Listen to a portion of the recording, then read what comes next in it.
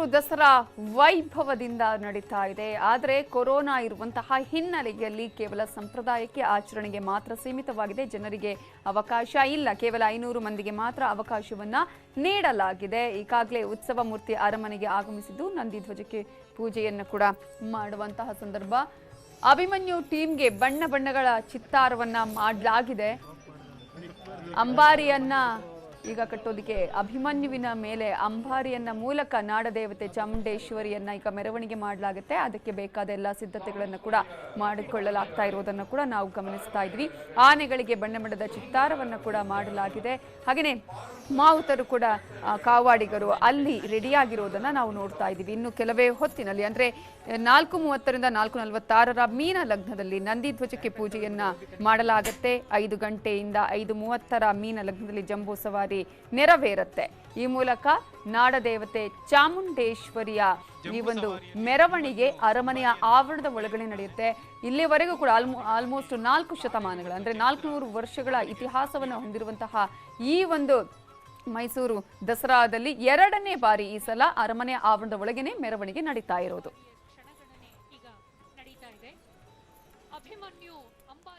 ಏನು ಜಂಬೂ ಸವಾರಿ ಇನ್ನು ಕೆಲವೇ ಹೊತ್ತಿನಲ್ಲಿ ಆರಂಭ ಆಗತ್ತೆ. ಇದರ ಹಿನ್ನೆಲೆ ಆಗಿರ್ಬೋದು, ಇತಿಹಾಸವನ್ನ ನಾವು ನೋಡ್ತಾ ಹೋಗ್ತಾ ಇದ್ವಿ, ಯಾವ ರೀತಿಯಾದಂತಹ ಒಂದು ಹಿನ್ನೆಲೆಯನ್ನು ಹೊಂದಿದೆ ಅಂತ ಹೇಳಿ. ಇದರ ಬಗ್ಗೆ ಇನ್ನಷ್ಟು ಮಾಹಿತಿಯನ್ನ ಕೊಡೋದಕ್ಕೆ, ಇದರ ಬಗ್ಗೆ ಇನ್ನಷ್ಟು ಮಾತನಾಡೋದಕ್ಕೆ ನಮ್ಮ ಜೊತೆ ಈಗ ಇತಿಹಾಸಕಾರರಾಗಿರುವಂತಹ ಲಾನಾ ಸ್ವಾಮಿ ಅವರು ಫೋನ್ ಸಂಪರ್ಕದಲ್ಲಿದ್ದಾರೆ. ನಮಸ್ತೆ ಸರ್. ನಮಸ್ಕಾರ ಸರ್. ಮೈಸೂರು ದಸರಾದ ಬಗ್ಗೆ ನಾವು ಮಾತನಾಡ್ತಾ ಇದ್ವಿ, ಅದರಲ್ಲೂ ಪ್ರಮುಖವಾಗಿ ಇತಿಹಾಸಗಳ ಬಗ್ಗೆ ನಾವು ಮಾತನಾಡ್ತಿದ್ವಿ, ಹಿನ್ನೆಲೆಯ ಬಗ್ಗೆ ನಾವು ಮಾತನಾಡ್ತಾ ಇದ್ವಿ. 2ನೇ ವರ್ಷ ಇದು ಅಂದ್ರೆ ಅತ್ಯಂತ ಸರಳವಾಗಿ ಅರಮನೆ ಆವರಣದ ಒಳಗಡೆನೆ ಜಂಬೂ ಸವಾರಿ ನಡೀತಾ ಇರೋದು. ಮೊದಲದಾಗಿ ಈ ಒಂದು ಇತಿಹಾಸದ ಬಗ್ಗೆ ಅಥವಾ ದಸರಾದ ಹಿನ್ನೆಲೆಯ ಬಗ್ಗೆ ಹೋಗೋದಾದ್ರೆ, ದಸರಾ ಮಹೋತ್ಸವ ಅಥವಾ ದಸರಾ ಆಚರಣೆ ಸಾರ್ವತ್ರಿಕವಾಗಿ ಮತ್ತು ವೈಯಕ್ತಿಕವಾಗಿ ಇಂದು ನಿನ್ನೆಯ ಧರ್ಮ ಸಾಧನೆಯಾಗಿ ನಮಗೆ ಕಂಡು ಬರುವುದು. ಇದರ ಇತಿಹಾಸವನ್ನ ಅಧ್ಯಯನ ಮಾಡೋದಾದ್ರೆ ಇದು ರಾಜಕೀಯವಾಗಿ ತನ್ನ ತಳುಕು ಹಾಕಿಕೊಂಡ ಕಾಲ ಬಂದು ಸುಮಾರು 9-10ನೇ ಶತಮಾನ. ಯಾಕೆ ಅಂತ ಹೇಳಿದ್ರೆ ನಾವು ಈ ಕಲ್ಯಾಣದ ಚಾಲುಕ್ಯರು, ದೇವಗಿರಿಯ ಸೇವಣರು ಇವರ ಕಾಲಘಟ್ಟದಲ್ಲಿ ನಮಗೆ ಐತಿಹಾಸಿಕವಾಗಿ ಮಹಾರಾಜರುಗಳೇ ವಾಜಿ ನೀರಾಜನವನ್ನ ನಿರ್ವಹಿಸ್ತಾ ಇದ್ರು ಅಂತ ಹೇಳಿ ಈ ಹಿಸ್ಟ್ರಿ ಆಫ್ ಧರ್ಮಶಾಸ್ತ್ರ ಸಂಪುಟಗಳ ಮಾಲಿಕೆಯನ್ನ ಬರೆದಂತಹ PV ಕಾಣೆಯವರು ಒಂದು ಕಡೆ ದಾಖಲಿಸ್ತಾರೆ. ಅದಕ್ಕೆ ಆಕರಗಳು ಇವೆ.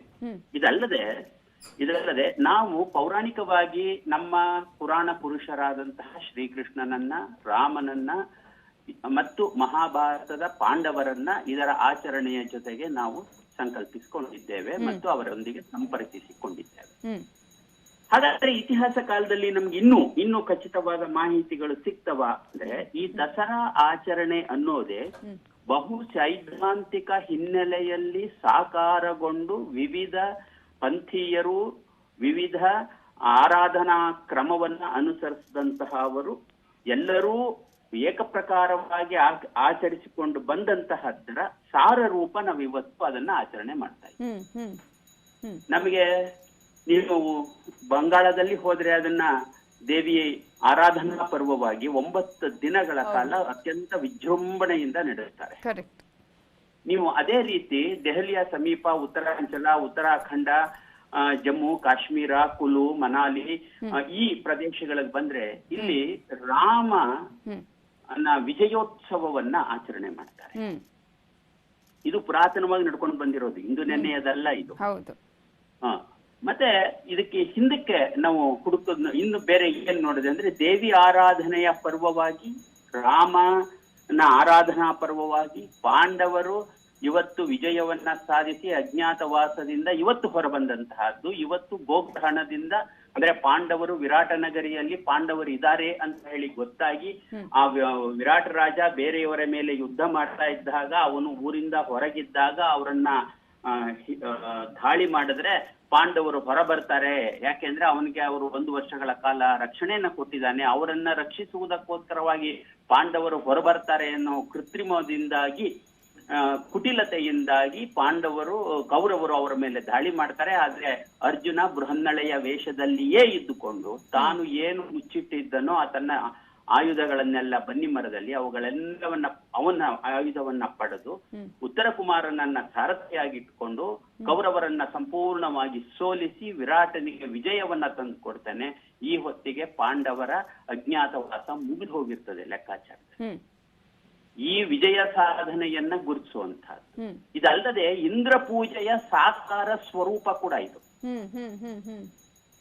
ಇದು ಇದು ಬಹುತೇಕ ಇತಿಹಾಸ ವಿದ್ವಾಂಸರುಗಳು ಯಾರು ಈವರೆಗೆ ಇದನ್ನ ಗುರುತಿಸಿಲ್ಲ. ಯಾಕೆ ಇದು ಇಂದ್ರ ಪೂಜೆಯ ಅನುಕೂಲತೆ ಅಂದ್ರೆ, ನಾವಿಲ್ಲಿ ಪೂಜೆ ಮಾಡುವುದೇನು ಆಯುಧಗಳಾಗಿ ಇವತ್ತೇ ಆಗ್ಬೋದು ಅಥವಾ ಯಾವತ್ತೇ ಆಗ್ಬೋದು. ನಾವು ಪೂಜೆ ಮಾಡುವಂತಹದ್ದೇನು ಇವತ್ತು ಅರಮನೆಯಲ್ಲಿ ಏನ್ ಮಾಡ್ತಾರೆ, ಪಟ್ಟದ ಹಸುವನ್ನ ಪೂಜೆ ಮಾಡ್ತಾರೆ, ಪಟ್ಟದ ಕುದುರೆಯನ್ನ ಪೂಜೆ ಮಾಡ್ತಾರೆ, ಸಿಂಹಾಸನವನ್ನ ಪೂಜೆ ಮಾಡ್ತಾರೆ, ಪಟ್ಟದ ಕತ್ತಿಯನ್ನ ಪೂಜೆ ಮಾಡ್ತಾರೆ. ಪಟ್ಟದ ಕತ್ತಿ ವಜ್ರವನ್ನ ಪೂಜೆ ಮಾಡುವುದರ ಸಂಕೇತ. ವಾಜಿ ನೀರಾಜನವೂ ಅದರ ಸಂಕೇತವೇ. ನಾನು ಈ ಮೊದಲು ಉಲ್ಲೇಖಿಸಿದೆ, ಯಾದವರು ಅಥವಾ ಇವರು ಈ ವಾಜಿ ನೀರಾಜನವನ್ನ ಮಾಡ್ತಾರೆ ಅಂತ. ಇದು ಎಲ್ಲಿ ನಮಗ್ ಕಾಣುತ್ತೆ, ಎಲ್ಲಿ ಮರೆಯಾಗಿದೆ ಅಂತ ಕಾಣುತ್ತೆ ಅಂದ್ರೆ, ಋಗ್ವೇದ ಕಾಲದಲ್ಲಿ ನಾವು ಇವತ್ತು ಕಾಣುವಂತೆ ವೈಷ್ಣವ ಪಂಥ ಹೆಚ್ಚು ಪ್ರಬಲವಾಗಿರಲಿಲ್ಲ ಋಗ್ವೇದ ಕಾಲದಲ್ಲಿ. ಋಗ್ವೇದ ಕಾಲದಲ್ಲಿ ಪ್ರಬಲವಾಗಿದ್ದು ಇಂದ್ರಾದಿ ದೇವತೆಗಳು ಮತ್ತು ರುದ್ರ. ಕೇಳಿಸ್ತಿದೆ ಹೇಳಿ ಸರ್. ಇಂದ್ರಾದಿ ದೇವತೆಗಳು ಮತ್ತು ರುದ್ರರ ಪೂಜೆ ಋಗ್ವೇದ ಕಾಲದಲ್ಲಿ ಹೆಚ್ಚು ಪ್ರಚಲಿತದಲ್ಲಿತ್ತು. ಆಗ ಇಂದ್ರನನ್ನ ವರುಣ ದೇವತೆ, ಇಂದ್ರನೇ ಪ್ರಧಾನವಾಗಿ ಮಳೆಯನ್ನ ಕೊಡುವಂತಹವನು. ಅವನಿಂದಾಗಿ ನಾವು ಉತ್ತಮವಾದ ಬೆಳೆ ಮತ್ತು ಸಸ್ಯ ಸಮೃದ್ಧಿ ಮತ್ತು ಪ್ರಾಣಿ ಸಮೃದ್ಧಿಯನ್ನ ಪಡಿತೀವಿ ಅನ್ನೋ ಪರಿಕಲ್ಪನೆಯಲ್ಲಿ ಅವನ ಆಯುಧಗಳು ಅಥವಾ ಅವನ ಸಂಸ್ಕಾರ ಏನಿದೆ, ಅವನ ಆಡಳಿತಾಂಗ ಏನಿದೆ, ಅದರ ಕುರುಹುಗಳನ್ನ ಪೂಜೆ ಮಾಡುವಂತಹ ಒಂದು ವ್ಯವಸ್ಥೆ ಜಾರಿಗೆ ಬಂತು. ಅದೇ ಸಿಂಹಾಸನವನ್ನ ಪೂಜೆ ಮಾಡುವಂತಹದ್ದು, ಪಟ್ಟದ ಕತ್ತಿಯನ್ನ ಪೂಜೆ ಮಾಡುವಂತಹದ್ದು, ಆನೆಯನ್ನ ಐರಾವತ ಅಂತ ಭಾವಿಸಿ ಅದನ್ನ ಪೂಜೆ ಮಾಡುವಂತಹದ್ದು, ಪಟ್ಟದ ಕುದುರೆಯನ್ನ ಉಚ್ಚರೈಶ್ರವ ಅಂತ ಹೇಳಿ ಭಾವಿಸಿ ಅದನ್ನ ಪೂಜೆ ಮಾಡುವಂತಹದ್ದು, ಪಟ್ಟದ ಹಸುವನ್ನ ನಂದಿನಿ ಕಾಮಧೇನು ಅಂತ ಹೇಳಿ ಅವಳನ್ನ ಪೂಜೆ ಮಾಡುವಂತಹ ಪ್ರಕ್ರಿಯೆ ನಮಗೆ ಬಹಳ ಹಿಂದಿನಿಂದಲೂ ನಡ್ಕೊಂಡು ಬಂದಿದೆ. ಈ ಎಲ್ಲ ಕಾಲಘಟ್ಟಗಳು ಸೇರಿ ಈ ಮಾಸ ಏನಿದೆ, ಈ ನಾವು ಅಶ್ವಿನಿ ಮಾಸ ಏನಿದೆ, ಇದು ಯಮಗಂಡ ಕಾಲ ಅಂತ. ಅಂದ್ರೆ ಒಂದು ಕಡೆ ಇಂದ್ರನ ಸ್ಮರಿಸಿಕೊಳ್ಳಂತಹದ್ದು, ಅಂದ್ರೆ ಅವನು ಉತ್ತಮ ಬೆಳೆ ಮತ್ತು ಮಳೆಗೆ ಸಹಕಾರಿಯಾಗಿದ್ರಿಂದ, ಉತ್ತಮ ಮಳೆಗೆ ಸಹಕಾರಿಯಾಗಿ ಅದರ ಫಲವಾಗಿ ಉತ್ತಮ ಸಸ್ಯ ಮತ್ತು ಪ್ರಾಣಿ ವೃದ್ಧಿಗಾಗಿ ಅವನು ಕೊಟ್ಟಂತಹ ವರಕ್ಕಾಗಿ ಅವನನ್ನ ಪೂಜೆ ಮಾಡುವಂತಹದ್ದು ಒಂದು. ಎರಡನೇದು, ಇದು ಒಂದು ಯಮದಂಷ್ಟ್ರ ಕಾಲ. ಯಮದಂಷ್ಟ್ರ ಅಂದ್ರೆ ಏನು ಅಂದ್ರೆ, ಅಪಾರವಾದಂತಹ ಸಾವು ನೋವುಗಳು, ರೋಗ ರುಜಿನಗಳು ಬರುವಂತಹ ಕಾಲಘಟ್ಟ. ಅಂದ್ರೆ ಏನು ಅಂದ್ರೆ, ಮಳೆಗಾಲ ಹಿಂದೆ ಸರಿದು ಚಳಿಗಾಲ ಆರಂಭವಾಗುವ ಮಧ್ಯಕಾಲ. ಈಗ ಕಾಯಿಲೆಗಳು ಜಾಸ್ತಿ, ಸಾಮಾನ್ಯವಾಗಿ ಕಾಯಿಲೆಗಳು ಜಾಸ್ತಿ. ಈಗ ಈ ಕಾಯಿಲೆಗಳಿಂದ ನಾವು ಹೊರಬರ್ಬೇಕಾದ್ರೆ ನಾವೇನ್ ಮಾಡ್ಬೇಕು ಅಂದ್ರೆ, ನಾವು ನಮ್ಮ ಶುಚಿತ್ವವನ್ನ ಕಾಪಾಡ್ಕೊಳ್ಬೇಕು. ಈ ನಾವೇನ್ ಹೇಳ್ತೀವಿ ಅಂದ್ರೆ, ಕಾಯಿಲೆಗೆ ರೋಗ ನಿರೋಧಕ ಶಕ್ತಿಯನ್ನ ಬೆಳೆಸ್ಕೊಳ್ಳುವಂತ ಕಾಲ. ಈಗ ನಾವೇನು ಕೋವಿಡ್ ಅಂತ ನಾವೇನ್ ಕರೀತಾ ಇದೀವಲ್ವಾ, ಇದಕ್ಕೆ ನಾವೇನು ಮಾಡ್ಕೋತಾ ಇದೀವಿ ಹೇಳಿ, ಇದು ಚಾತುರ್ಮಾಸ ಅಂತ್ಯ ಅಂದ್ರೆ, ನಾವು ಚಾತುರ್ಮಾಸ ಅಂದ್ರೆ ನಮ್ಮ ಮನೆಗಳಲ್ಲಿ ಉಳ್ಕೊಂಡು ಗದ್ದೆಯಲ್ಲಿ ಜಮೀನ್ ಮಾಡಿ ನೀರಲ್ಲೆಲ್ಲ ಮಳೆಲೆಲ್ಲ ನೆಂದು ನಾವು ಆದಷ್ಟು ಇದಾಗಿರ್ತೀವಿ. ಹಾಗಾಗಿ ನಾವು ಏನು ಅಂದ್ರೆ, ಕಟ್ಟುನಿಟ್ಟಾಗಿ 10 ದಿನಗಳ ಕಾಲ ಮನೆಯಲ್ಲಿ ಅಥವಾ ನಾವು ಒಂದು ದೇವಿಯನ್ನ ಆರಾಧನೆ ಮಾಡೋದು. ಯಾಕೆ ದೇವಿಯನ್ನ ಆರಾಧನೆ ಮಾಡಬೇಕು ಅಂದ್ರೆ, ಯಮದಂಷ್ಟ್ರ ಅಂದ್ರೆ ಯಮ ಕಾಲ ಅಂದ್ರೆ ಅವನು ನಮ್ಮನ್ನ ಕರ್ಕೊಂಡು ಹೋಗ್ಬೋದು. ಅದನ್ನ ಮೀರ್ಬೇಕಾದ್ರೆ ನಾವು ಯಾರನ್ನ ಮಾಡ್ಬೇಕು, ಏನನ್ನ ಪೂಜೆ ಮಾಡ್ಬೇಕು ಅಂದ್ರೆ, ಅವನಿಗಿಂತ ಶಕ್ತಿಯುತಳಾದಂತಹ ದೇವಿಯನ್ನ, ಅವನಿಗಿಂತ ಶಕ್ತಿಯುತನಾದಂತಹ ಮಹಾವಿಷ್ಣುವನ್ನ ಆರಾಧನೆ ಮಾಡುವಂತಹ ಪದ್ಧತಿಯನ್ನ ನಾವು ಈ ಕಾಲದಲ್ಲಿ ಬಳಸ್ಕೊಂಡು. ಹಾಗಾಗಿ ವಿಜಯದ ಸಂಕೇತ ಇವತ್ತು, ಹಾಗೆ ದುಷ್ಟ ಸಂಹಾರದಲ್ಲಿ ಶಿಷ್ಟರನ್ನ ಒಂದು ಉಳಿಸುವಂತಹ ಸಂದರ್ಭ ಕೂಡ ಅಂತ ಹೇಳಿ. Thank you so much news 18 ಜೊತೆ ಮಾತನಾಡಿದ್ದಕ್ಕಾಗಿ ಲಾನಾ ಸ್ವಾಮಿ ಅವರೇ. ಕೆಲವೇ ಹೊತ್ತಿನಲ್ಲಿ ಜಂಬೂ ಸವಾರಿಯ ಮೆರವಣಿಗೆ ಆರಂಭ ಆಗಲಿದೆ. ಅದಕ್ಕಾಗಿ ಎಲ್ಲಾ ರೀತಿಯ ಸಿದ್ಧತೆಗಳು ಕೂಡ ನಡೀತಾ ಇದೆ. ಇನ್ನು ಅಂಬಾರಿಯನ್ನ ಹೊರೋದಕ್ಕೆ ಅಭಿಮನ್ಯು ಕೂಡ ರೆಡಿಯಾಗಿದ್ದಾನೆ, ನಾಲ್ಕು ಆನೆಗಳು ರೆಡಿಯಾಗಿವೆ. ಇವೆಲ್ಲದರ ಬಗ್ಗೆ ಇನ್ನಷ್ಟು ಮಾಹಿತಿ ಕೊಡ್ತೀವಿ ಬ್ರೇಕ್ ಆದ್ಮೇಲೆ.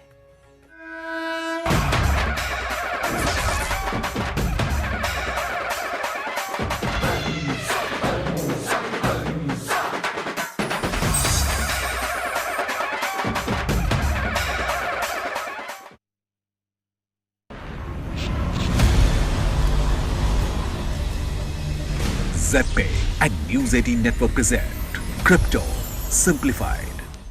ಹಾಯ್ ಹೆಲೋ ZPay ಮತ್ತು ನೆಟ್ವರ್ಕ್ 18 ಪ್ರಸ್ತುತಪಡಿಸುವ ಕ್ರಿಪ್ಟೋ ಕರೆನ್ಸಿಗಳ ಕುರಿತ ವಿಶೇಷ ವಿವರಣಾತ್ಮಕ ಸರಣಿಗೆ ಸ್ವಾಗತ. ಇಂದು ನಾವು ಕ್ರಿಪ್ಟೋ ಕರೆನ್ಸಿಗಳ ವಿವಿಧ ಅಂಶಗಳ ವಿವರಣೆಯನ್ನ ನೀಡ್ತಾ ಹೋಗ್ತೀವಿ. ಸೆಕ್ಷನ್ 1, ಬಿಟ್ಕಾಯಿನ್ಸ್ $55,000 ಜಿಗಿತ ಕಂಡಿದ್ದು 5 ತಿಂಗಳಲ್ಲಿ ಇದು ಗರಿಷ್ಠ ವಹಿವಾಟು ಆಗಿದೆ. ವಿಶ್ವ ಕ್ರಿಪ್ಟೋ ಮಾರುಕಟ್ಟೆಯು $1.3 ಟ್ರಿಲಿಯನ್ ಗಳಿಸಿದ್ದು, ಬಿಟ್ಕಾಯಿನ್ ಮಾರುಕಟ್ಟೆ ಬಂಡವಾಳವು $1.03 ಟ್ರಿಲಿಯನ್ ಗೆ ಬಂದು ನಿಂತಿದೆ. ಹಾಗೆಯೇ ಈಥರ್ನ ಮಾರುಕಟ್ಟೆ ಬಂಡವಾಳವು $422 ಬಿಲಿಯನ್ ತಲುಪಿದೆ. ಬ್ಯಾಂಕ್ ಆಫ್ ಅಮೆರಿಕಾವು ಕ್ರಿಪ್ಟೋ ಮಾನ್ಯತೆ ಪಡೆದ 20 ಉನ್ನತ ಮಟ್ಟದ US ಕಂಪನಿಗಳನ್ನು ಗುರುತಿಸಿದೆ. ವಾಲ್ಟ್ ಡಿಸ್ನಿ, ಫಾಕ್ಸ್ ಕಾರ್ಪೊರೇಷನ್ ಮತ್ತು JP ಮೋರ್ಗನ್ ಕಂಪನಿಗಳು ಸಾರ್ವಜನಿಕವಾಗಿ ವ್ಯವಹಾರ ನಡೆಸುವ ಅಮೆರಿಕದ 20 ಕಂಪನಿಗಳಲ್ಲಿ ಒಂದಾಗಿದ್ದು, ಕ್ರಿಪ್ಟೋ ಮತ್ತು ಡಿಜಿಟಲ್ ಸ್ವತ್ತುಗಳಿಗೆ ಉನ್ನತ ಮಟ್ಟದ ಮಾನ್ಯತೆ ಪಡೆದಿವೆ. ಮಾರ್ಗನ್ ಸ್ಟ್ಯಾನ್ಲಿ, ಸಿಗ್ನೇಚರ್ ಬ್ಯಾಂಕ್ ಮತ್ತು ವಾರ್ನರ್ ಮ್ಯೂಸಿಕ್ ಗ್ರೂಪ್ ಕೂಡ ಡಿಜಿಟಲ್ ಸ್ವತ್ತುಗಳನ್ನು ಸ್ವಲ್ಪ ಮಟ್ಟಿಗೆ ಬಹಿರಂಗಪಡಿಸಿವೆ. ಬ್ಲಾಕ್ ಚೈನ್ ಟೆಕ್ ಸೆಷನ್ ಆಧಾರಿತ ಅಪ್ಲಿಕೇಶನ್ಗಳು ಗೌಪ್ಯತೆಯನ್ನ ಕಾಪಾಡುವುದರ ಜೊತೆಗೆ ಡೇಟಾ ಉಲ್ಲಂಘನೆ ಮಾಡೋದಿಲ್ಲ. ಅಕ್ಸೇನ್ ಇದೊಂದು ಪ್ರೂಫ್ ಆಫ್ ಸ್ಟೇಕ್ ಕಮ್ಯುನಿಟಿ ಮೇಲಿರುವ ಗೌಪ್ಯತೆಯ ಕೇಂದ್ರಿತ ವೇದಿಕೆಯಾಗಿದ್ದು, ಅತ್ಯಂತ ಸುರಕ್ಷಿತ ಮತ್ತು ಅನಾಮಧೇಯ ಸಂದೇಶಗಳ ವೇದಿಕೆಯನ್ನ ನಿರ್ಮಿಸುತ್ತದೆ. ಇದೊಂದು ಎನ್ಕ್ರಿಪ್ಟ್ ಮಾಡಿದ ಖಾಸಗಿ ಮೆಸೆಂಜರ್ನ ಹೊಸ ತಳಿಯಾಗಿದೆ. ಯಾವುದೇ ಸೆಂಟ್ರಲ್ ಸರ್ವರ್ಗಳನ್ನು ಹೊಂದಿಲ್ಲದ ಕಾರಣ ತನ್ನ ಬಳಕೆದಾರರ ಡೇಟಾವನ್ನ ಸೋರಿಕೆ ಮಾಡಲು ಅಥವಾ ಮಾರಾಟ ಮಾಡಲು ಸಾಧ್ಯವಿಲ್ಲ. 3ನೇ ತ್ರೈಮಾಸಿಕದಲ್ಲಿ NFT ಸೇಲ್ಸ್ ಮತ್ತಷ್ಟು ಎತ್ತರಕ್ಕೆ ಏರಲಿದ್ದು, $10.7 ಬಿಲಿಯನ್ ಗಳಿಗೆ ಏರಿಳಿತ ಕಾಣಲಿದೆ. ಮಾರ್ಕೆಟ್ ಟ್ರ್ಯಾಕರ್ ಡಾಪ್ರ್ಯಾಡರ್ ಮಾಹಿತಿಯ ಪ್ರಕಾರ ಸೆಪ್ಟೆಂಬರ್ನಿಂದ ಕೊನೆಗೊಂಡ 3 ತಿಂಗಳಲ್ಲಿ, ಅಂದರೆ ಹಿಂದಿನ 3 ತಿಂಗಳಿಗಿಂತ $10.7 ಬಿಲಿಯನ್ ಗಳಿಗೆ ನಾನ್ ಫಂಗಬಲ್ ಟೋಕನ್ಗಳ ಮಾರಾಟವು 8 ಪಟ್ಟು ಹೆಚ್ಚಾಗಿದೆ. ಅತಿದೊಡ್ಡ NFT ಮಾರುಕಟ್ಟೆಯಾದ ಓಪನ್ ಸೀನಲ್ಲಿ ಮಾರಾಟದ ಮೌಲ್ಯವು $3.4 ಬಿಲಿಯನ್ ಗಳನ್ನ ಆಗಸ್ಟ್ನಲ್ಲಿ ಕ್ರಿಪ್ಟೋ ಸ್ವತ್ತುಗಳ ಬೇಡಿಕೆ ಅತ್ಯಂತ ಗರಿಷ್ಠ ಮಟ್ಟಕ್ಕೆ ತಲುಪಿತು. ಇದ್ರ ಬಗ್ಗೆ ಸಾಕಷ್ಟು ಮಾಹಿತಿಯನ್ನ ಕೊಡೋದಕ್ಕೆ ನಮ್ಮ ಜೊತೆಗೆ ಇವತ್ತು ಜಾಯ್ನ್ ಆಗ್ತಾ ಇದ್ದಾರೆ ಹಿತೇಶ್ ಮಾಳವಿಯಾ. ಬಿಟೋಸಿನ್ $1 ಟ್ರಿಲಿಯನ್ ಮಾರುಕಟ್ಟೆಗೆ ಮರಳಿದ್ದು, ಈ ವಾರ ದೊಡ್ಡ ಮಟ್ಟದ ಖರೀದಿಯಾಗಿದೆ. ಈ ಬೆಲೆಗಳನ್ನ ಉಳಿಸಿಕೊಳ್ಳುತ್ತೆ ಅನ್ಸುತ್ತಾ? ಬಿಟ್ಕಾಯಿನ್ನ ಏರಿಕೆಯು 2 ಅಂಶಗಳಿಗೆ ಕಾರಣವಾಗಿದೆ. ಮೊದಲನೆಯದು ಮೂಲಭೂತ ಮತ್ತು ಎರಡನೆಯದು ಟೆಕ್ನಿಕಲ್. ಮೊದಲಿಗೆ ನಾವು ಮೂಲಭೂತ ಮಟ್ಟವನ್ನು ಚರ್ಚಿಸೋಣ. ಬಿಟ್ಕಾಯಿನ್ನ ಅಡಾಪ್ಷನ್ ದರಗಳು ಗಣನೀಯವಾಗಿ ಏರಿಕೆಯಾಗಿದೆ. ಇತ್ತೀಚೆಗೆ ತಿಂಗಳುಗಳಲ್ಲಿ 5 ETF ಅರ್ಜಿಗಳನ್ನು US ನಲ್ಲಿ ಸಲ್ಲಿಸಲಾಗಿದೆ. ಇದರಲ್ಲಿ 1-2 ETFಗಳನ್ನು ಅನುಮೋದಿಸುವ ಸಾಧ್ಯತೆಯೂ ಇದೆ. ಕಳೆದ 3-4 ವಾರಗಳಲ್ಲಿ ಬಿಟ್ಕಾಯಿನ್ ಮೌಲ್ಯವು 30% ಏರಿಕೆಯಾಗಲಿಕ್ಕೆ ಇದು ಒಂದು ಕಾರಣ. ನಾವು ಇದನ್ನು ತಾಂತ್ರಿಕ ದೃಷ್ಟಿಕೋನದಿಂದ ನೋಡಿದರೆ ಮತ್ತು ಬಿಟ್ಕಾಯಿನ್ನ ಬೆಲೆಯ ಬೆಳವಣಿಗೆಯನ್ನು ಚರ್ಚಿಸಿದರೆ, ಬಿಟ್ಕಾಯಿನ್ನ ಹಿಂದಿನ ಪ್ರತಿರೋಧವು $55,000 ಆಗಿತ್ತು. ಆದ್ರೀಗ ಅದು ಅದಕ್ಕೂ ಮೇಲೇರಿದೆ. ಬಿಟ್ಕಾಯಿನ್ನ ಪ್ರಸ್ತುತ ಬೆಲೆಯೊಂದಿಗೆ ಬೆಂಬಲವನ್ನು ತಲುಪಿದ ನಂತರ ಬಿಟ್ಕಾಯಿನ್ನ ಬೆಲೆಯು ಹಿಂದಿನ ಸಾರ್ವಕಾಲಿಕ ಗರಿಷ್ಠವಾದ $65,000ಗಿಂತ ಹೆಚ್ಚಾಗುವ ಸಾಧ್ಯತೆ ಇದೆ. ಇವಿಷ್ಟು ಇವತ್ತಿಗೆ ಸಾಕು. ಮುಂದಿನ ಸಂಚಿಕೆಯಲ್ಲಿ ಮತ್ತಷ್ಟು ಇನ್ಫಾರ್ಮೇಶನ್ ತಗೊಂಡು ನಿಮ್ಮ ಮುಂದೆ ಹಾಜರಾಗ್ತೀನಿ. ಅಲ್ಲಿವರೆಗೂ take care, have a great day.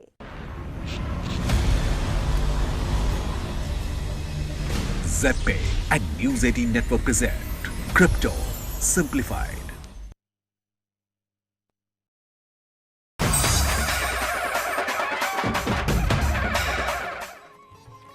Dasara ವೈಭವ ಕಾರ್ಯಕ್ರಮವನ್ನು ಮತ್ತೆ ಮುಂದುವರಿಸ್ತಾ ಈ ಹಿಂದಿನ ಆಚರಣೆಗಳು ಈಗ ಯಾವ ರೀತಿಯಾಗಿ ನಡೀತಾ ಇದೆ, ಯಾವ ರೀತಿಯಾಗಿ ವಿಭಿನ್ನತೆಯನ್ನು ಹೊಂದಿದೆ ಅನ್ನೋದ್ರ ಬಗ್ಗೆ ಕೂಡ ನಾವು ಮಾತನಾಡ್ತಾ ಇದ್ವಿ. ಕೆಲವೇ ಹೊತ್ತಿನಲ್ಲಿ ಜಂಬೂ ಸವಾರಿಯ ಮೆರವಣಿಗೆ ಆರಂಭ ಆಗಲಿದೆ. 750 kg ಸ್ವರ್ಣ ಖಚಿತ ಚಿನ್ನದ ಅಂಬಾರಿಯಲ್ಲಿ ನಾಡದೇವತೆ ಚಾಮುಂಡೇಶ್ವರಿಯನ್ನ ಮೆರವಣಿಗೆ ಮಾಡಲಾಗುತ್ತೆ. ಅಭಿಮನ್ಯು ಈಗ ಚಿನ್ನದ ಅಂಬಾರಿಯನ್ನ ಹೊರೋದಕ್ಕೆ ಸಿದ್ಧನಾಗಿದ್ದಾನೆ. ಎಲ್ಲ ರೀತಿಯ ಸಿದ್ಧತೆಗಳನ್ನು ಕೂಡ ಮಾಡಿಕೊಳ್ಳಲಾಗಿದೆ. ಆತನ ಮೇಲೆ ಅಂಬಾರಿಯನ್ನ ಈಗ ಕಟ್ಟಲಾಗಿದೆ. ಆ ದೃಶ್ಯಗಳನ್ನು ಕೂಡ ನಾವು ನೋಡ್ತಾ ಇದ್ವಿ. ಎಲ್ಲವೂ ಕೂಡ ಪ್ರತಿಯೊಂದು ಅಚ್ಚುಕಟ್ಟಾಗಿ ನಡೆಯಬೇಕು. ಅದಕ್ಕೆ ಆದಂತಹ ತನ್ನದೇ ಆದಂತಹ ಸಿದ್ಧತೆಗಳು ಸಿದ್ಧತೆಗಳು ಆಚರಣೆಗಳು ಇರುತ್ತೆ. ಅದೇ ರೀತಿಯಾಗಿ ಎಲ್ಲವನ್ನ ಕೂಡ ಚಾಚು ತಪ್ಪದೆ ಈಗ ಅಲ್ಲಿ ಮಾಡಲಾಗ್ತಾ ಇದೆ. ಅಂಬಾರಿಯನ್ನ ಅಭಿಮನ್ಯುವಿನ ಮೇಲೆ ಈಗ ಇರಿಸಲಾಗ್ತಾ ಇರುವಂತಹ ದೃಶ್ಯವನ್ನ ಕೂಡ ನಾವು ನೋಡ್ತಾ ಇದ್ದೀವಿ. 4:36ರಿಂದ 4:46 ಮೀನ ಲಗ್ನದಲ್ಲಿ ನಂದಿ ಧ್ವಜಕ್ಕೆ ಪೂಜೆಯನ್ನ ಸಲ್ಲಿಸಲಾಗುತ್ತೆ. ಆನಂತರ 5 ಗಂಟೆಯಿಂದ 5:30 ಮೀನ ಲಗ್ನದಲ್ಲಿ ಜಂಬೂ ಸವಾರಿ ಆರಂಭ ಆಗುತ್ತೆ. ಇದು ಅರಮನೆ ಪಕ್ಕದಲ್ಲಿರುವಂತಹ ಆನೆಗಾದಿಯ ಜಾಗದಲ್ಲಿ ಎಲ್ಲಾ ರೀತಿಯ ಸಿದ್ಧತೆಗಳನ್ನ ಮಾಡಿಕೊಳ್ಳಲಾಗ್ತಾ ಇದೆ. ಯಾವುದೇ ಕೆಲವೊಂದು ವಿಚಾರಗಳು ನಾವು ಮಾತನಾಡ್ತಾ ಇದ್ವಿ, ಏನೂ ಕೂಡ ಯಾವುದೇ ಅನಾಹುತ ಆಗದ ಹಾಗೆ ಎಲ್ಲವನ್ನ ಕೂಡ ಅತ್ಯಂತ ನೀಟ್ ಅಂತ ನಾವು ಏನು ಹೇಳ್ತೀವಲ್ಲ ಅದೇ ರೀತಿಯಾಗಿ ಮಾಡ್ಕೊಳ್ಬೇಕಾಗುತ್ತೆ. ಅಂಬಾರಿಯನ್ನ ಕಟ್ಟೋದ್ರಿಂದ ಹಿಡಿದು ಅಂಬಾರಿಯನ್ನ ಹೇಗೆ ಕಟ್ಟಬೇಕು, ಯಾವ ರೀತಿಯಾಗಿ ಚಾಮುಂಡಿ ದೇವಿಯ ಅಲಂಕಾರ ಯಾವ ರೀತಿ ಆಗಿರ್ಬೇಕು, ಯಾವ ರೀತಿಯ ಸೀರೆ ಎಲ್ಲಿಂದ ತರಿಸಬೇಕು, ಆಕೆಗೆ ಬಂಗಾರ ಯಾವ ರೀತಿಯಾಗಿ ಹಾಕಬೇಕು, ಯಾವ ಹೂಗಳನ್ನ ಮುಡಿಸ್ಬೇಕು, ಯಾವ ಹೂಗಳನ್ನ ಹಾಕಬೇಕು, ಎಷ್ಟು ಹೂಗಳಿದೆ, ಇವೆಲ್ಲವನ್ನ ಕೂಡ ಅದಕ್ಕೆ ಆದಂತಹ ಒಂದು ಆಚರಣೆಗಳಿದೆ, ಅದಕ್ಕೆ ಆದಂತಹ ಪದ್ಧತಿ ಇದೆ. ಅವೆಲ್ಲವನ್ನ ಕೂಡ ಈಗ ಅಲ್ಲಿ ಮಾಡಲಾಗ್ತಾ ಇದೆ.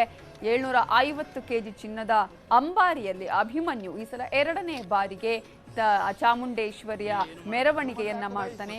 ಆನೆ ಗಾದಿಯಲ್ಲಿ ಅಂದ್ರೆ ಅರಮನೆಯ ಪಕ್ಕದಲ್ಲಿರುವಂತಹ ಆನೆ ಗಾದಿಯಲ್ಲಿ ಈಗ ಎಲ್ಲಾ ರೀತಿಯ ಸಿದ್ಧತೆಗಳನ್ನ ನಡೆಸಲಾಗ್ತಾ ಇದೆ. ಯಾವ ರೀತಿಯಾಗಿ ಸಿದ್ಧತೆಗಳು ನಡೀತಾ ಇದೆ, ಇನ್ನು ಕೆಲವೇ ಹೊತ್ತಿನಲ್ಲಿ ಈಗ ಜಂಬೂ ಸವಾರಿ ಮೆರವಣಿಗೆ ಕೂಡ ಆರಂಭ ಆಗುತ್ತೆ. ಅದರ ಜೊತೆಗೆ ಈ ಎಲ್ಲದರ ಬಗ್ಗೆ ಈಗ ನಾವು ಅಂಬಾರಿಯ ವಿಚಾರ ಆಗಿರ್ಬೋದು, ನಾಡದೇವತೆ ಚಾಮುಂಡೇಶ್ವರಿಯ ವಿಚಾರ ಆಗಿರ್ಬೋದು, ಅಲಂಕಾರ ವಿಚಾರ ಆಗಿರ್ಬೋದು, ಇವೆಲ್ಲದರ ಬಗ್ಗೆ ಇನ್ನಷ್ಟು ಮಾಹಿತಿಯನ್ನ ಪಡ್ಕೊಳ್ಳೋಣ ಬ್ರೇಕ್ ಆದ್ಮೇಲೆ.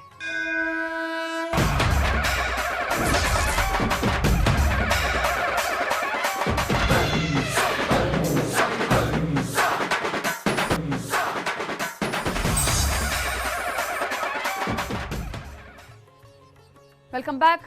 ಮೈಸೂರು ದಸರಾದಲ್ಲಿ ಈಗಾಗಲೇ ಎಲ್ಲಾ ರೀತಿಯ ಸಿದ್ಧತೆಗಳನ್ನು ಮಾಡಿಕೊಳ್ಳಲಾಗ್ತಾ ಇದೆ. ಜಂಬೂ ಸವಾರಿಯ ಮೆರವಣಿಗೆ ಇನ್ನು ಕೆಲವೇ ಕ್ಷಣದಲ್ಲಿ ನಡೆಯೋದಕ್ಕೆ ಎಲ್ಲಾ ರೀತಿಯ ಸಿದ್ಧತೆಗಳು ಮಾಡಲಾಗಿದೆ.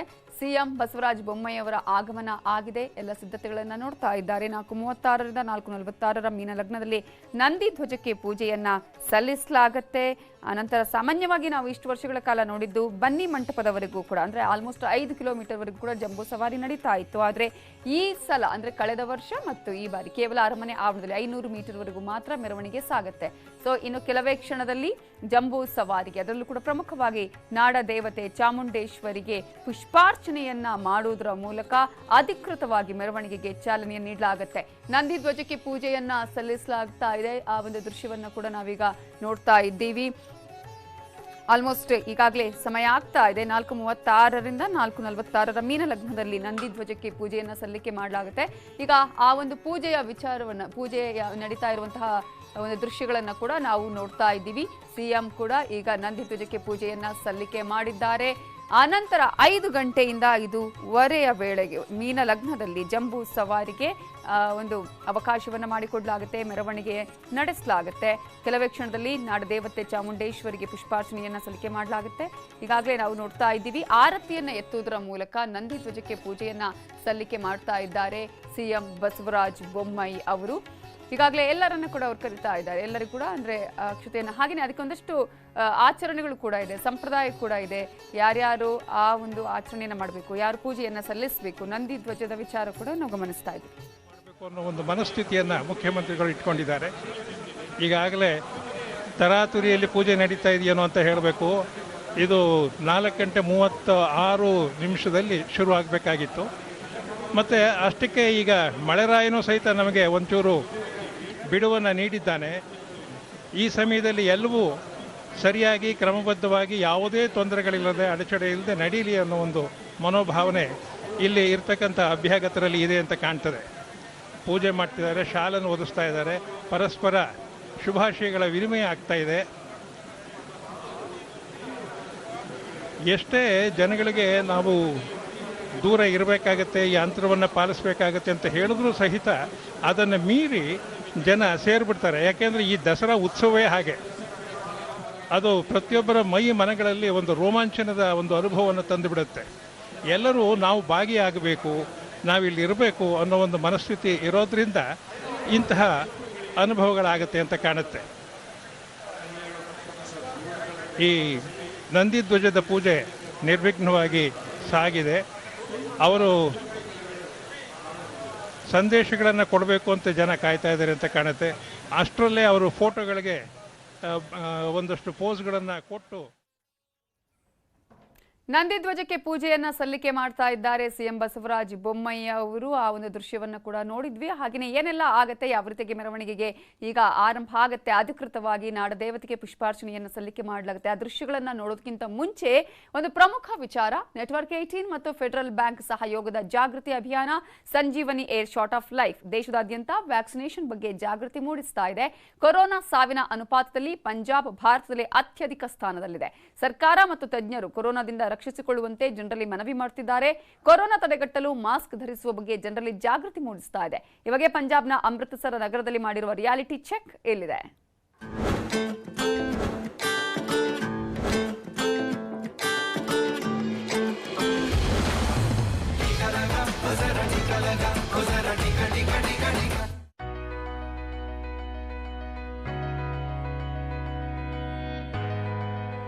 मैडम हम ये पूछ रहे हैं कि ये कोरोना के हालात अभी सुधरे हैं, आपको लगता है क्या, आपको क्या लग रहा है? वैक्सीनेशन से काफ़ी कुछ बेटर हुआ है. Okay. Some people are wearing mask and some are not wearing mask. You are not wearing a mask? No. Why? Right now I'm not in the mood. Hummus भी है, humidity भी है. It's not comfortable also to breathe. Mask क्यों नहीं पहनते हैं? बस वैसे ही घबराहट होती है पहनने में. लेकिन कोरोना आ गया तो और घबराहट होगी ना? वो तो है, पर जब तक नहीं तब तक तो यहाँ पे सर जितने भी हैं मोस्ट प्रोबेबली आपको 70 to 80% बंदे, 90% ही बंदे, आप यहाँ से देख लो जितने भी बंदे आपको दिखेंगे किसी बंदे ने वेयर नहीं किया होगा. 90% बंदे ऐसे ही आपको दिखेंगे. और आप इस 90% में से आप भी शामिल हैं? ऑब्वियस है. बहुत कम लोग मास्क पहन रहे हैं, ऐसा क्यों है? लोगों से मन में डर निकल रहा है. तो आपको क्या लगता है ये सरकार ज़बरदस्ती कर रही है अभी कि मास्क लगाना ज़रूरी है? देखो जेड़े लोग मास्क लगाते हैं उन लोगों को मेरे ख्याल है शायद कोरोना होगा. क्या आपको लगता है कोरोना के हालात इम्प्रूव हुए अभी? नहीं हुए अभी भी, क्यों? क्योंकि देख लो हमने भी मास्क वगैरह वियर नहीं किया, सो अभी तो करना चाहिए मास्क वियर. ಪಂಜಾಬ್ನಲ್ಲಿ ಕೊರೋನಾ ಪರಿಣಾಮ ಅತಿ ಹೆಚ್ಚಾಗಿತ್ತು. ದೇಶದಲ್ಲೇ ಹೆಚ್ಚು ಸಾವಿನ ಪ್ರಮಾಣವನ್ನ ಕಂಡಿದೆ ಪಂಜಾಬ್. ಇಲ್ಲಿ ಸಾವಿನ ಪ್ರಮಾಣ ದೇಶದ ಸರಾಸರಿಗಿಂತ 2 ಪಟ್ಟು ಹೆಚ್ಚಾಗಿತ್ತು. ಇಷ್ಟಾದ ಮೇಲೂ ಮಾಸ್ಕ್ ಇಲ್ಲದೆ ಜನ ಇನ್ನೂ ಓಡಾಡ್ತಿದ್ದಾರೆ. वाकई भाई साहब मैं आपसे सहमत हूँ. जो लोग सीख देने वाले हैं वो ही उतार के घूम रहे हैं जी. तो मैं तो आप हैरान होता हूँ आपके साथ साथ कि ये क्या करते हैं, जो जिनसे उम्मीद रखते हैं लोग, पढ़े लिखे लोगों से कि ये हमें दिशा देंगे, वही आप गुमराह होके विदाउट मास्क पार्टियों में, शादियों में मैं देखता हूँ अक्सर उनको. ಪಂಜಾಬ್ನಲ್ಲಿರುವ ಅರ್ಧದಷ್ಟು ಜನ ಕೋವಿಡ್ ಲಸಿಕೆಯ ಮೊದಲ ಡೋಸ್ ಪಡೆದಿದ್ದಾರೆ. ಆದರೆ ಇದು ಭಾರತದ ವ್ಯಾಕ್ಸಿನ್ ಪ್ರಮಾಣದ 62%ಕ್ಕಿಂತ ಕಡಿಮೆ. ಇನ್ನು ಮುಂದೆಯಾದರೂ ಜನ ಲಸಿಕೆ ಪಡೆಯಲು ಮುಂದಾಗಬೇಕು ಅನ್ನೋ ಉದ್ದೇಶದಿಂದಲೇ ಸಂಜೀವಿನಿ ಇಲ್ಲಿ ಕೆಲಸ ಮಾಡ್ತಿದೆ.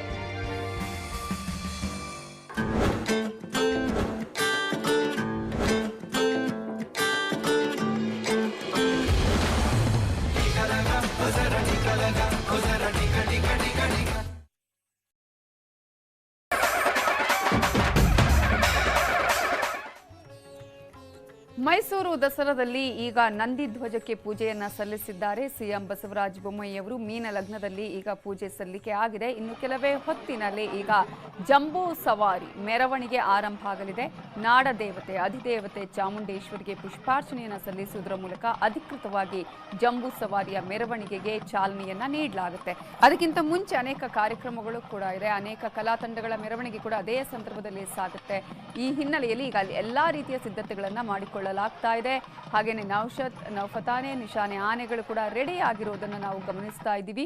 ಎಲ್ಲಾ ರೀತಿಯ ಕಲಾ ತಂಡಗಳು ಕೂಡ ಈಗ ಮೆರವಣಿಗೆಯಲ್ಲಿ ಸಾಥ್ ಕೊಡೋದಕ್ಕೆ ಅಲ್ಲಿ ಸಿದ್ಧತೆಗಳನ್ನ ಮಾಡಿಕೊಳ್ಳಲಾಗ್ತಾ ಇದೆ. ಕಲಾ ತಂಡಗಳು, ಜಾನಪದ ತಂಡಗಳು ಆಗಿರಬಹುದು, ಅಶ್ವಾರೋಹಿ ಆಗಿರಬಹುದು, ಹೀಗೆ ಎಲ್ಲ ತಂಡಗಳನ್ನ ಕೂಡ ಈಗ ಅಲ್ಲಿ ಸಿದ್ಧತೆ ಮಾಡಿಕೊಳ್ಳಲಾಗ್ತಾ ಇದೆ. 5 ಗಂಟೆಗೆ ಇನ್ನು ಕೆಲವೇ ನಿಮಿಷಗಳು ಬಾಕಿ ಇದೆ. ಆ ಒಂದು 5 ಗಂಟೆಯ ವೇಳೆಗೆ 5ರಿಂದ 5:30 ವೇಳೆಗೆ ಮೀನ ಲಗ್ನದಲ್ಲಿ ಜಂಬೂ ಸವಾರಿಯ ಮೆರವಣಿಗೆ ಆರಂಭ ಆಗುತ್ತೆ. ಆದರೆ ಅದಕ್ಕಿಂತ ಮುಂಚೆ ಯಾವ ರೀತಿಯ ಸಿದ್ಧತೆಗಳು ನಡೀತಾ ಇದೆ, ಅಲ್ಲಿ ಏನಾಗ್ತಾ ಇದೆ, ಸಂಪೂರ್ಣ ದೃಶ್ಯವನ್ನ, ಎಕ್ಸ್ಕ್ಲೂಸಿವ್ ದೃಶ್ಯವನ್ನ ನಿಮ್ಮ ನ್ಯೂಸ್ 18 ಕನ್ನಡದಲ್ಲಿ ನೀವು ಗಮನಿಸಬಹುದು. ಮನೆಯಲ್ಲೇ ಕೂತು ಜಂಬೂ ಸವಾರಿಯ ಈ ಮೆರವಣಿಗೆಯನ್ನ ನೀವು ಕಣ್ತುಂಬಿಕೊಳ್ಳಬಹುದು.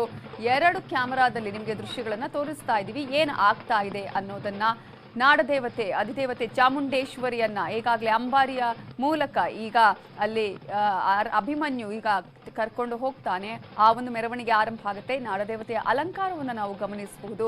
ನಾಡದೇವತೆಯನ್ನ ನೋಡೋದಿಕ್ಕೇನೆ ಎಲ್ಲರೂ ಕೂಡ ಕಾಯ್ತಾ ಇರ್ತಾರೆ. ಆ ಒಂದು ಕ್ಷಣವನ್ನ ನೋಡೋದಕ್ಕೆ ಎಲ್ಲರೂ ಕೂಡ ಕಾಯ್ತಾ ಇರುವಂತಹ ಈ ಒಂದು ಸಂದರ್ಭವನ್ನ ನಾವಿಲ್ಲಿ ಎಕ್ಸ್ಕ್ಲೂಸಿವ್ ಆಗಿ ನಿಮ್ಮ ನ್ಯೂಸ್ 18 ಕನ್ನಡದಲ್ಲಿ ನೀವು ನೋಡಬಹುದು. ಸರ್, ಇನ್ನು ಕೆಲವೇ ಹೊತ್ತು ಮಾತ್ರ ಬಾಕಿ ಇದೆ ಮೈಸೂರು ದಸರಾದ ಮೆರವಣಿಗೆ ಆರಂಭ ಆಗೋದಕ್ಕೆ. ಅದಕ್ಕಿಂತ ಮುಂಚೆ ಅನೇಕ ಕಾರ್ಯಕ್ರಮಗಳು ನಡೀತಾ ಇರೋದನ್ನ ನಾವು ನೋಡ್ತಾ ಇದೀವಿ. 9 ದಿನಗಳ ನವರಾತ್ರಿ ಆದ್ಮೇಲೆ ಇವತ್ತಿನ ವಿಜಯದಶಮಿಯ ದಿನದ ಈ ಒಂದು ಮೆರವಣಿಗೆ ಆಗುವವರೆಗೂ ಕೂಡ ಇದೇ ಮೆರವಣಿಗೆ ನಂತರವೂ ಎಲ್ಲವೂ ಕೂಡ ಒಂದು ಅಧಿಕೃತವಾಗಿ ಅಂತ್ಯ ಆದ ಹಾಗೆ ಅಂತ ಹೇಳಿ.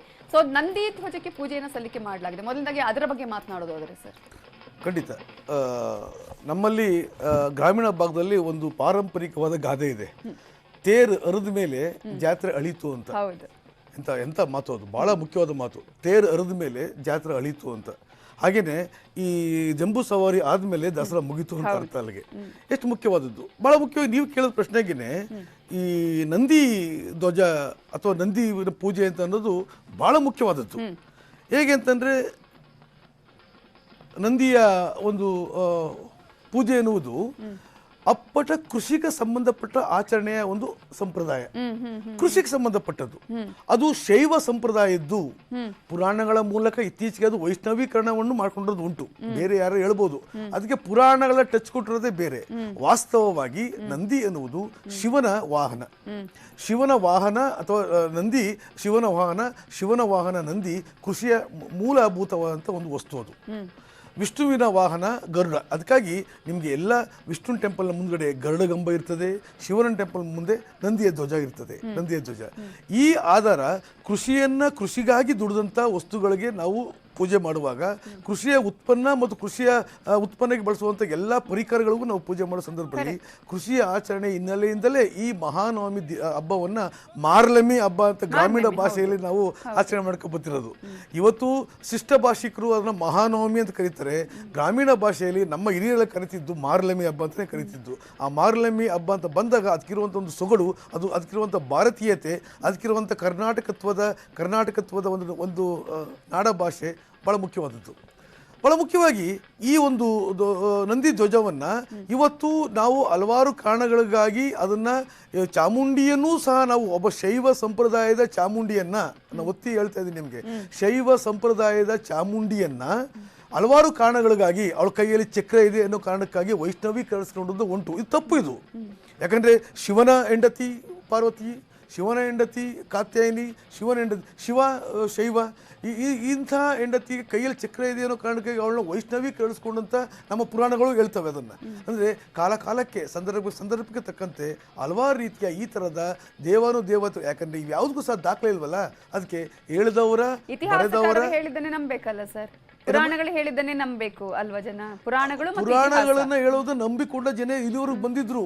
ಇವತ್ತು ವಿಮರ್ಶೆ ಮಾಡುವ ಕಾಲವೂ ಆಗಿದೆ, ವಿಶ್ಲೇಷಣೆ ಮಾಡುವ ಕಾಲವೂ ಆಗಿದೆ. ಇದಕ್ಕೇನು ಉತ್ತರ? ಇದಕ್ಕೆ ಸಮಕಾಲೀನ ಸಂದರ್ಭವೇ ಉತ್ತರ ಕೊಡ್ತಾ ಇದೆ ನಿಮ್ಗೆ. ಅದನ್ನು ಸಮಕಾಲೀನ ಸಂದರ್ಭ ಇಟ್ಟುಕೊಂಡು ನಾವು ಇದಕ್ಕೆ ದಾಖಲೆ ಹುಡ್ಕೋಕ್ಕಾಗಲ್ಲ, ಆರ್ಕ್ಯೂಸ್ ಮೆಟೀರಿಯಲ್ಸ್ ಹುಡ್ಕೋಕ್ಕಾಗಲ್ಲ, ದೇವಾಲಯ ಮೇಲೆ ನಾವು ಶಿಲ್ಪ ಹುಡ್ಕೋಕ್ಕಾಗಲ್ಲ. ಸಮಕಾಲೀನ ಸಂದರ್ಭದಲ್ಲಿ ನೀವು ಹಿರಿಯರು ಆಚರಣೆ ಮಾಡ್ತಿರೋ ಸಂಪ್ರದಾಯಗಳ ಮೂಲಕವೇ ನಮ್ಮ ಚರಿತ್ರೆ ಕಟ್ಟಬೇಕಾಗಿದೆ. ಆ ಚರಿತ್ರೆ ನಾವು ನೆಗ್ಲೆಕ್ಟ್ ಮಾಡ್ತೀವಿ. ನಾವು ಕೇವಲ ಶಾಸನವನ್ನು ಮಾತ್ರ ಇಟ್ಟು ಅಧ್ಯಯನ ಮಾಡಕ್ಕೆ ಹೋಗ್ತೀವಿ. ನಾವು ಹಸ್ತಪತಿ ಮಾತ್ರ ಅಧ್ಯಯನ ಮಾಡಕ್ಕೆ ಹೋಗ್ತೀವಿ. ಆ ಟೈಮಲ್ಲಿ ಇದು ಅಷ್ಟೊಂದು ತೃಪ್ತಿಕರವಾಗಲ್ಲ. ಹಾಗಾಗಿ ನಂದಿ ಅನ್ನುವುದು ಭಾಳ ಮುಖ್ಯವಾಗಿ ಅದು ಈಗ ವಿಷ್ಣುವಿಗೆ ನಾವು ಉತ್ತದ ಮೇಲೆ ಹಾಲು ಕೊಟ್ಟಂಥ ಹಸು ಅದು ಪೂಜ್ಯ ವಸ್ತು ಆಗುತ್ತೆ. ಇವತ್ತು ಗೋವು ಅಂತ ಬಂದರೆ ಕೇವಲ ಹೆಣ್ಣು ಹಸು ಮಾತ್ರ ನಾವು ಕೊಡ್ತೀವಿ ಹೊರತು ಇವತ್ತು ಎತ್ತಿಗಳಿಗೆ ನಾವು ಅಂತ ಪ್ರಾಮುಖ್ಯತೆ ಕೊಡಕ್ಕೆ ಹೋಗಲ್ಲ ನಾವು. ಒಂದು ಕಡೆ ಕೃಷಿಗೆ ಬಂದ್ರೆ ಅದಕ್ಕೆ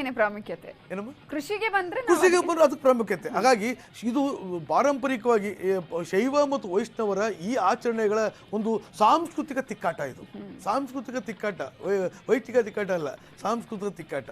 ಅದು ದೊಡ್ಡ ಹಿಸ್ಟ್ರಿ ಇದೆ. ಇದು ದೊಡ್ಡ ಹಿಸ್ಟ್ರಿ ಇದಕ್ಕೆ ಹೋಗ್ತಾ ಇರ್ತದೆ. ಅದರಲ್ಲಿ ನಂದಿ ಪೂಜೆಯನ್ನು ನಾವು ಕೃಷಿಯ ಆಚರಣೆ ಮೂಲಕ ಪ್ರತಿ ಸಲ ನಮ್ಮ ದೊರೆಗಳು ಅದನ್ನು ಆಚರಣೆ ಮಾಡ್ತಿದ್ರು. ಈಗ ನಮ್ಮ ನಾಡದೊರೆ, ನಮ್ಮ ಜನಪ್ರತಿನಿಧಿ ಆಯ್ಕೆ ಮಾಡುವಂಥ ನಮ್ಮ ನಾಡದೊರೆ, ನಮ್ಮ ಮುಖ್ಯಮಂತ್ರಿಗಳು ಬಸವರಾಜ ಬೊಮ್ಮಾಯಿಯವರು ಅದನ್ನು ನಿರ್ವಹಿಸಿದ್ದಾರೆ.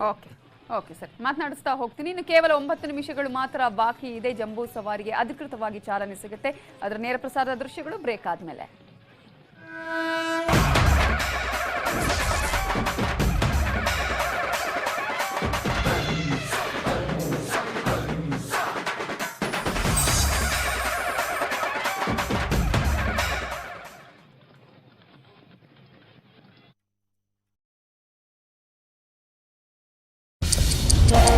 ಗಂಟೆಯಲ್ಲಿ ಇಡೀ ಸುದ್ದಿ ಜಗತ್ತು.